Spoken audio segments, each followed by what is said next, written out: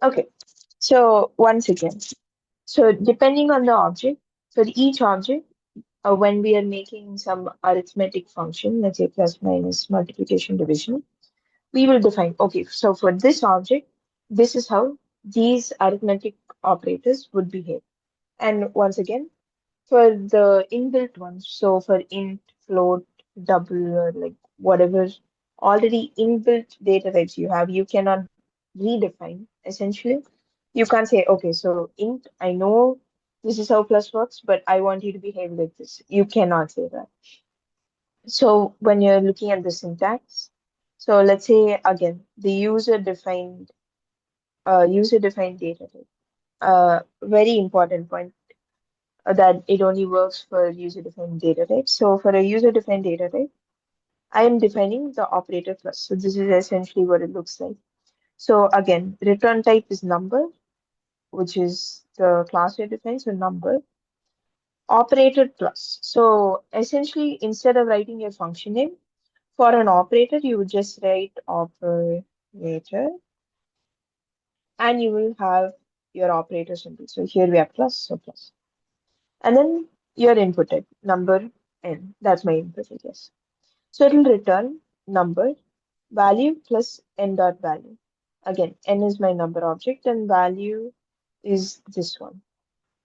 So I hope that is pretty clear. And when I call it, I can call it normally. I can just call it plus. So this converts to n1 dot operator plus n2, right? So when the compiler reads it, I mean, according to what we had discussed before, this one. So again, it'll have, so like normal polymorphism, this will also have a bunch of definition errors or stuff you should try to avoid. So changing the return type, just changing this is not enough because as I said, the compiler just looks at the criterion given to it. It won't look at the return type. So stuff like this will not result in polymorphism as before. And then you cannot polymorph based on meaning. So what does this mean? Let's say I have two functions with the same name, both define plus, and it's both for the same data type. But in here, let's say I have given multiplication, and in here, let's say I've given plus. So the compiler won't look at this at all, and it won't think, oh, this is multiplication, so this is not what it means. Oh, this is plus, so this is what it means. This is what the user is calling. It doesn't do that.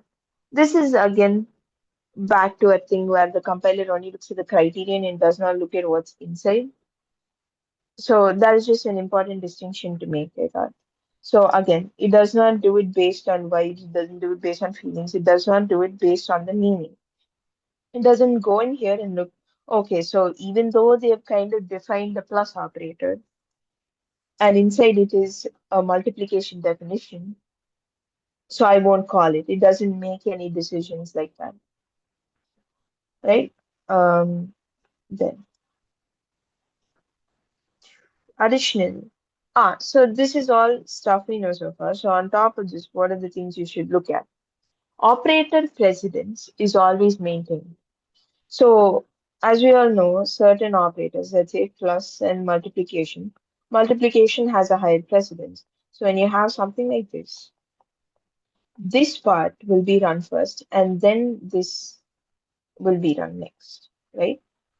So this precedence cannot be changed. So when I'm defining for number, let's keep my example of number. Let's say I'm defining the multiplication and addition, and I have something like number A plus num B into num C.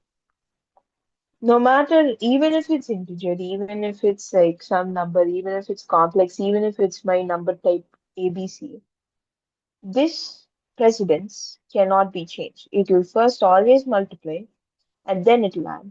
And it follows the regular precedence. So first brackets, then division and multiplication, all that usual stuff. And similarly, syntax. So what do I mean by that? I generally mean, let's say I have A plus B. This is how we usually define it, yes? I cannot redefine it to behave like AB plus means this. I cannot define anything like that. A plus B now it should look like A plus B. So stuff like that I cannot redefine. Is that clear? Just that part in particular.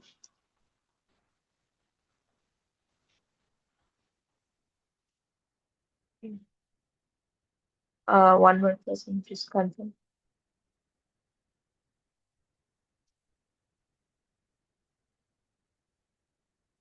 Okay. Yes. So again, as mentioned before, you cannot change the behavior of built-in data types. Yes. Another important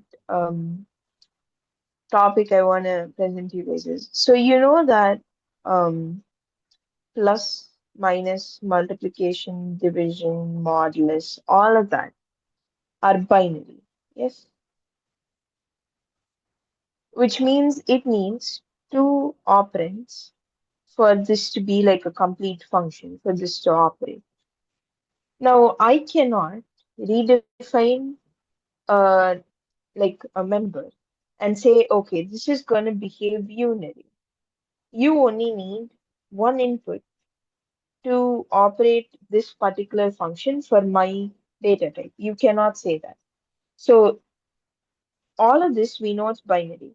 So no matter what data type we define, it should also have two operators. It should also behave binary. You cannot redefine it as unary. Similarly, unary operators, like if I have negation or plus plus or minus minus, all of that, I cannot redefine it and say, okay, from now on you are a binary.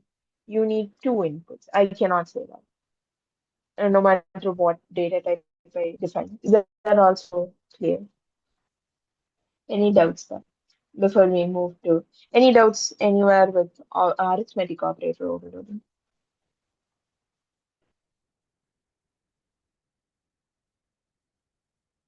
One more person, if you guys can confirm, we can move on. Okay.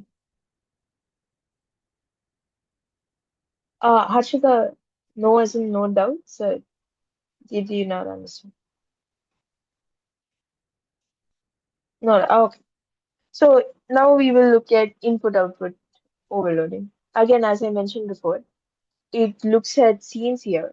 And when I tell the compiler, okay, take this particular data type input for me, it'll think, how the hell do I take this input? I do not know how this is defined in particular. Like, for example, if I define complex numbers, I have my imaginary part and real part, right? I have imaginary and real. So, and I say just, okay, C in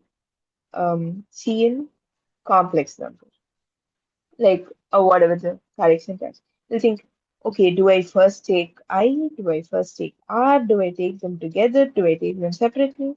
Do I not take this at all? It'll generally have a confusion, yes.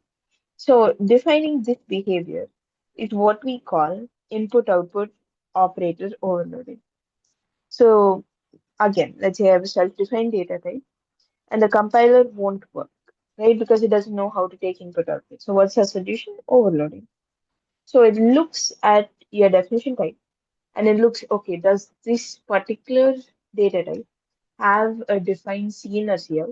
And then it'll go there and look at the criterion, as I said, and then run that. So, and it essentially looks like this. So I'll explain friend in a bit. Just give me a second. But O stream, again, O stream is out stream and I stream is in stream. Again, very self-explanatory. So outstream gives out, in-stream takes in, right? And then operator, as I said, so it'll have the keyword operator and the actual symbol. So as we know, for output it's this, and for input it will be this. Output stream. Yeah, output stream. Essentially, it's just saying it'll give output. And then for in stream, it's input stream, whatever. It's saying I will take input. So O stream and I stream. Is that fine?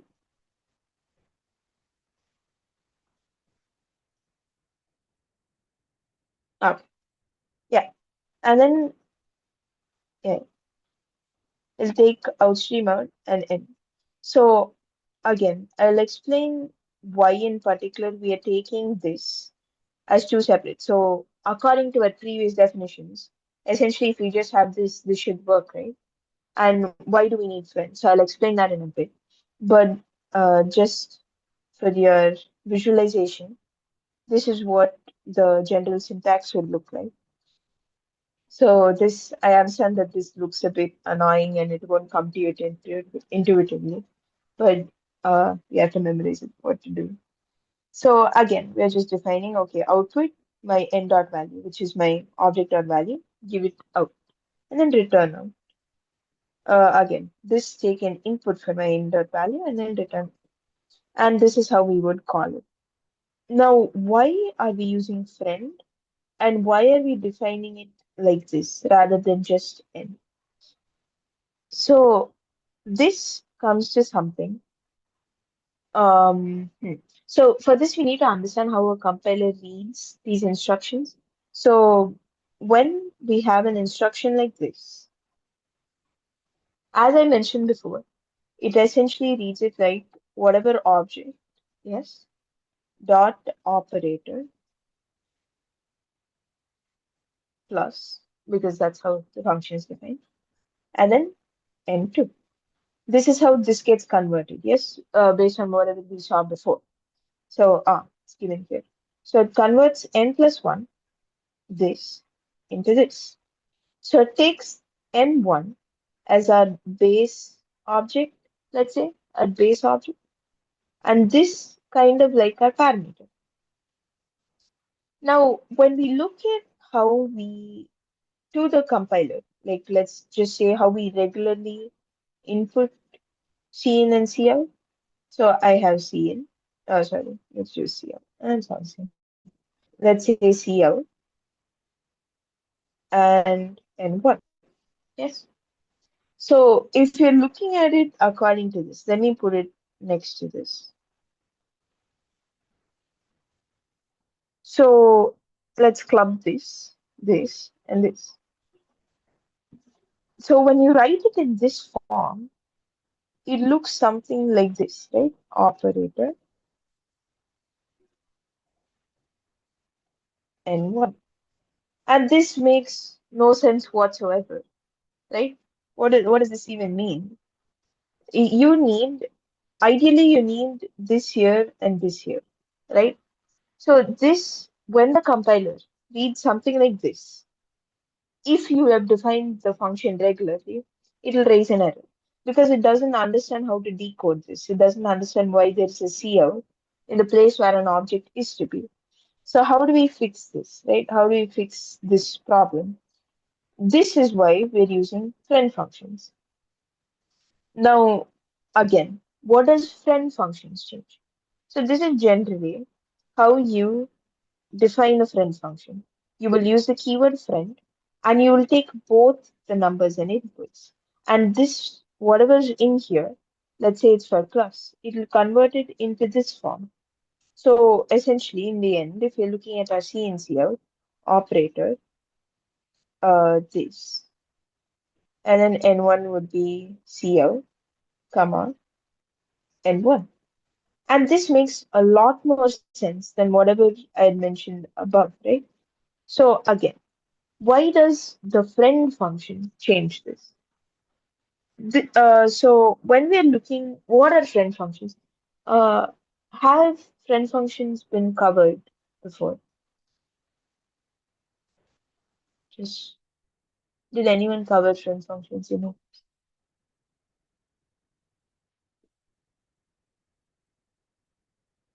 Hari? Yeah. Oh, okay.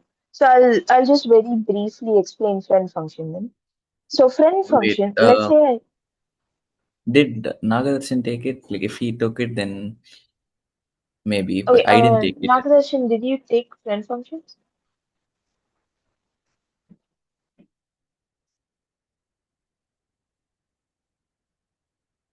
Yeah, I don't think he's here.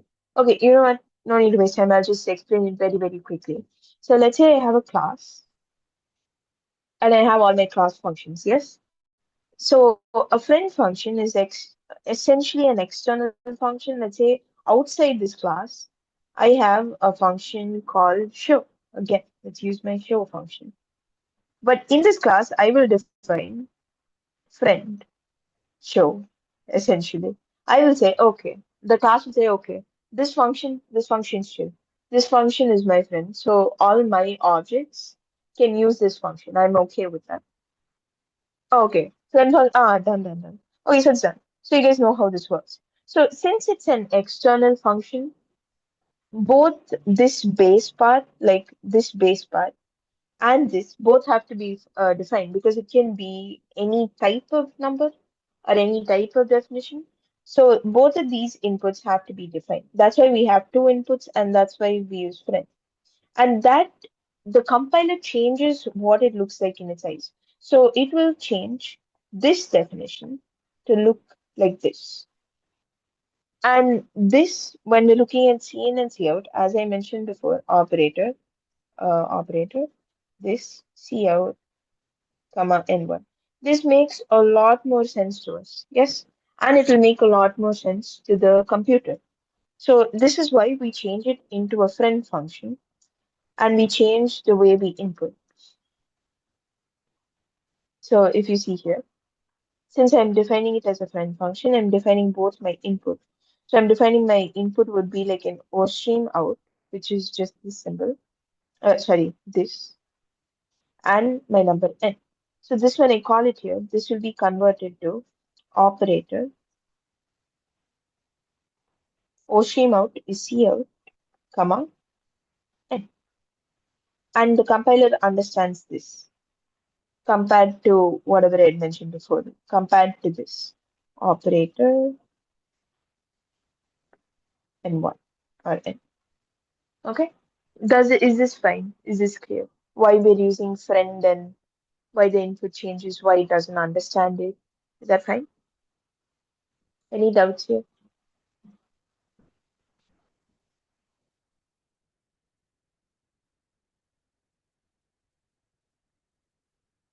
Guys, any doubts? Wait, can you repeat it once more, the example? Oh yeah, sure. So when we're looking at normal function definition, let's say I've given it here, right? When we're looking at normal function definition, this n1 plus n2 will be converted into something like n1, which is our base object of sorts, dot operator plus, which is this, and n2. Yes, is this fine? Like this is generally how a compiler looks at an operator. Yeah. But yeah, so now let me just write my general cout statement below this. So cout n1. This is essentially how we take input normally, right? So when I like write it in this form, it looks like cout dot operator n1.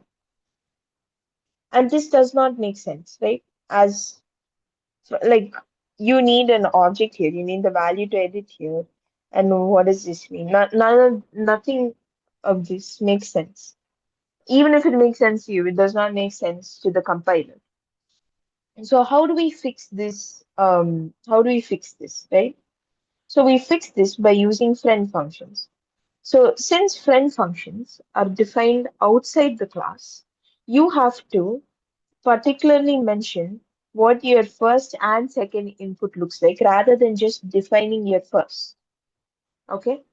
So because of that, it changes the way A plus B kind of looks like into something like this. So it changes this into this rather than before it looked like n1 dot operator. Just imagine I wrote operator here. and 2. So it converts something that looks like this into this, right? Now, when we're looking in terms of my CL, it looks something like operator CL and then 1. And to the compiler, this makes much more sense. Why? Because that's how we have defined it, right? So ignore this. This is the incorrect one. So essentially, we have given the O stream and out would be my first input, and my number would be my second input. So this is what my thing looks like, right? Right now, operator, CL, and 1, which is again exactly what I've written here. So this makes much more sense to sorry, this makes much more sense to the compiler because that is what you've defined. So it knows, okay, so all of these criterion are met according to the function. So I will go in here, take the output of n value and return it. So this is why we use friend functions to make the compiler understand what we're asking of it easier. Because there is some confusion. Because generally, when we are defining a function, the compiler expects the object to be on the left. But when we normally call cin and cl, these keywords are towards the left. So there is a general confusion. So to overcome this, we use friend functions. Is that fine? Yes, thank you. Mm. Anyone else have any doubts? This is a bit confusing. I took like 1 hour to understand this. Any doubts? Just ask.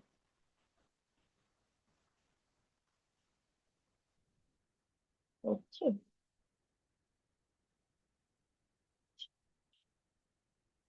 As I said, with no friend, without the friend keyword, it expects something like this. So if you give the input like this, so you see how the object is towards the left and the actual operator is towards the right.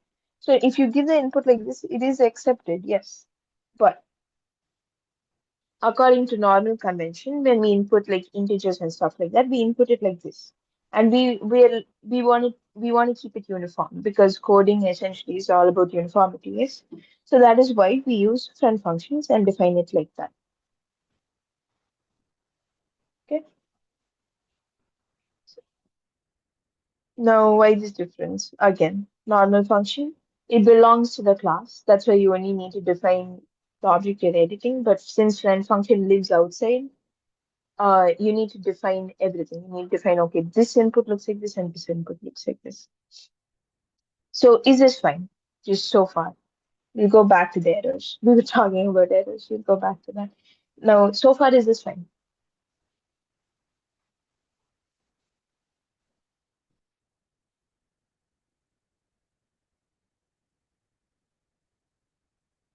Okay. Is it fine?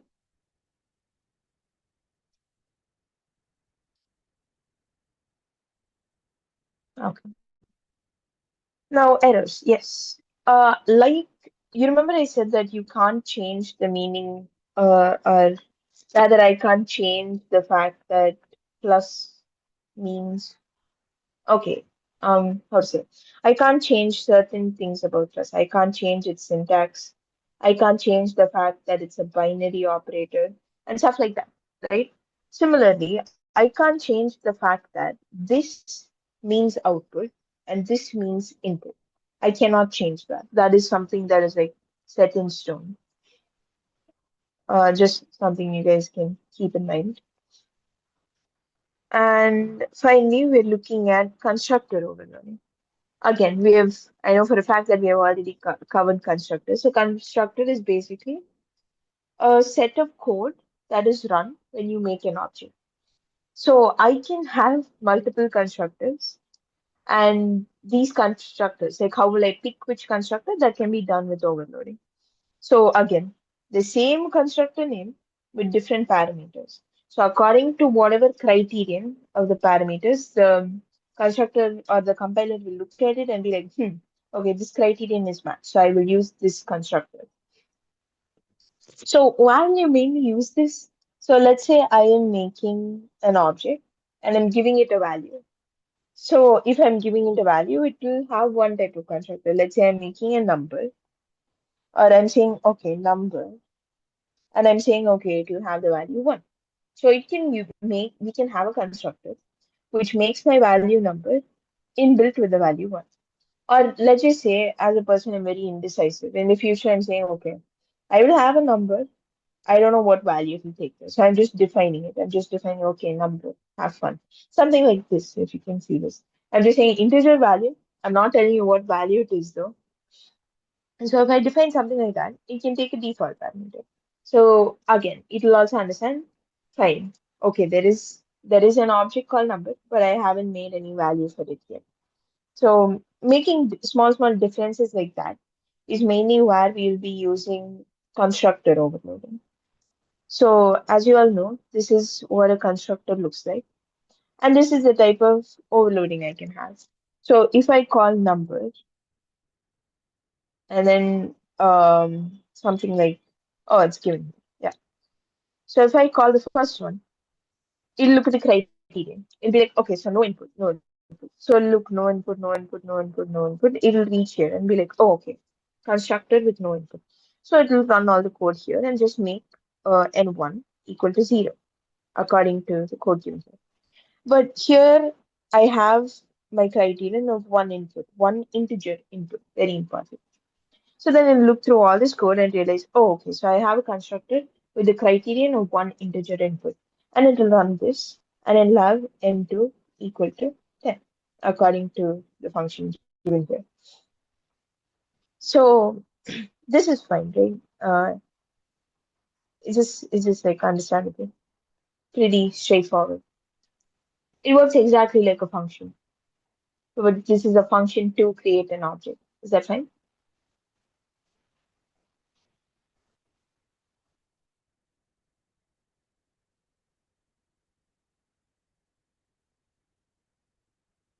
Yeah, I am assuming it's okay. Now, again, what are the errors? So once you look at this intuitively, you should be like, oh, okay. So it will follow our old errors. So maybe having multiple ints or changing one as intent double or switching this up. So all of that is valid. It follows our old overloading.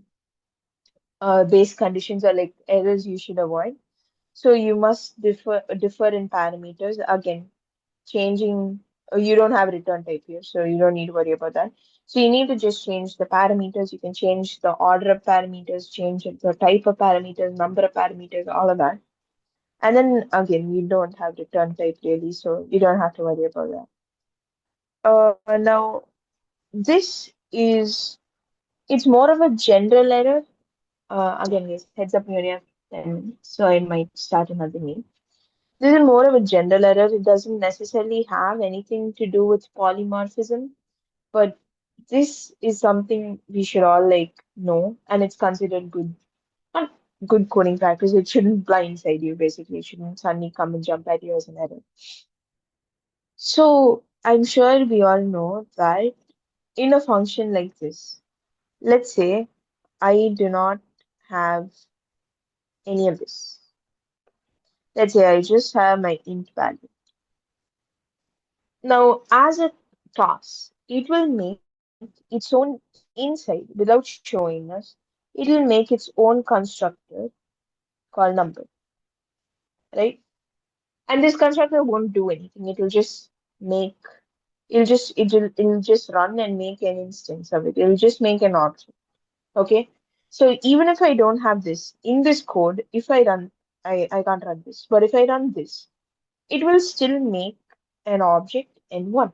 And it won't have anything in it. Its data will all be null, but it will still construct it. So this is what we call a default constructor. Now, let's say, and a default constructor, as you can see, it doesn't have any input value, right? So now let's say I've defined a constructor like this, but I haven't defined this. So I've essentially default. Okay, so like I mentioned for the default parameter, it's like I have this. Okay, I have this. But if you give me something, I'm okay to get rid of this and just use that. So even if you don't give me anything, I am okay, like I will manage. But if you do give me something, I'll just use that. So this is run when the user hasn't given the compiler anything. They said, okay, no constructor for you. So the constructor is okay, okay, fine. I'll make my own default constructor. But if the user has defined something like this, it essentially thinks, oh, okay, so I have something in my hand. I don't need my default constructor. So your default constructor will be destroyed. You cannot call a constructor like this anymore. If you run something like this, it will show an error. It'll be like constructor not found or something. You can only have a call for like this with an integer input. If you only have this right here.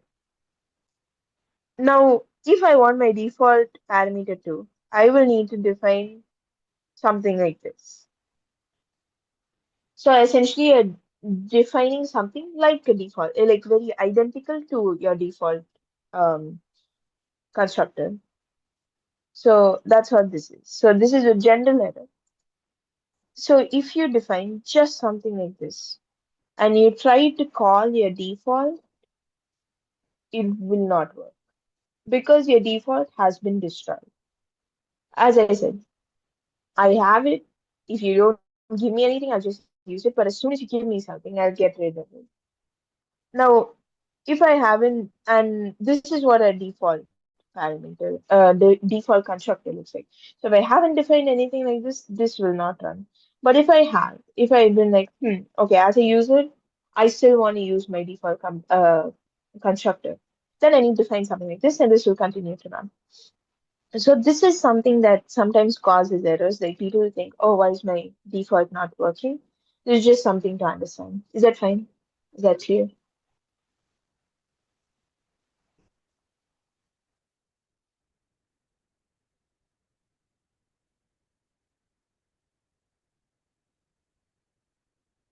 Okay.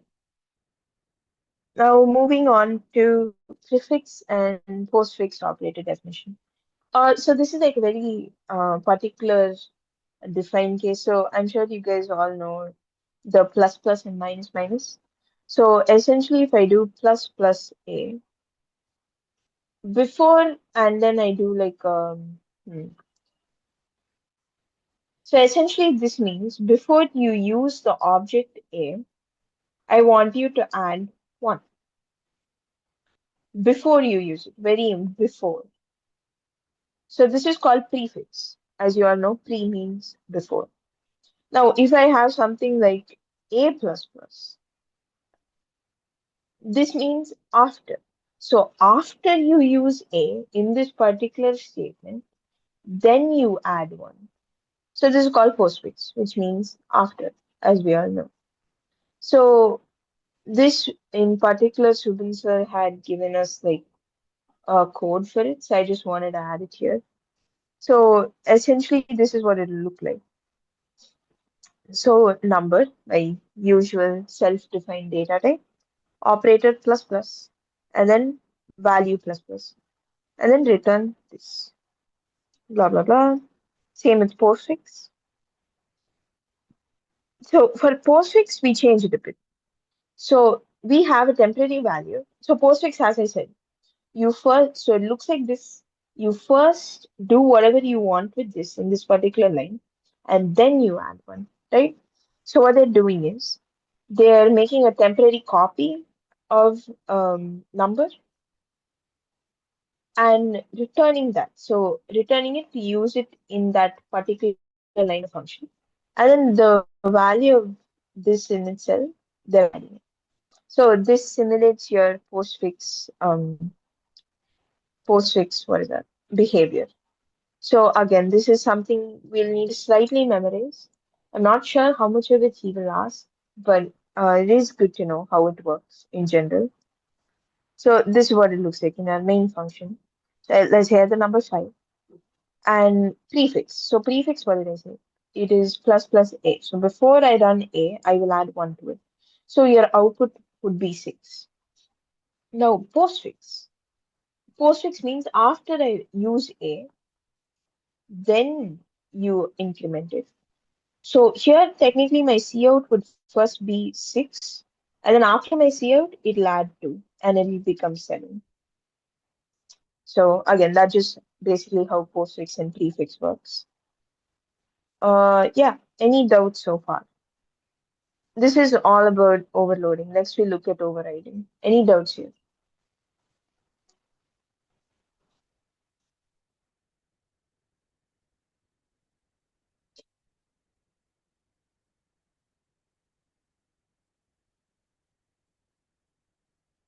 Guys, any doubts? Just thumbs up would work. Oh, okay. Yeah, works. Okay, since there are only 3 minutes left, I'll make a new meet and we will work on overriding. Yeah, excuse me, excuse me. Yeah, so I will make a new meet after 10 minutes. Okay? Yeah, okay. Bye, guys.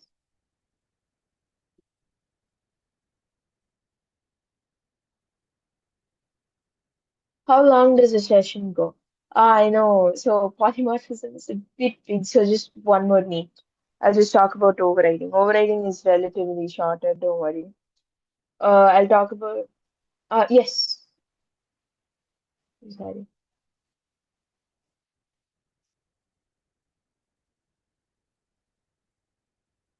Lakshmi Karthik. Was that a mistake? I don't know. Okay. The session probably just one more half an hour. Like I'll just finish overriding and we'll just look at the UML diagrams and we'll be done. We'll be done with polymorphism. Is that fine? I'm sorry, it is a bit long. Yeah. Okay. Okay. Also, no issues with overloading so far, right? Yeah, no issues. Done. Okay. So I'll end this meet after 10 minutes. Just join for overriding. Yeah. Thanks, guys. Bye.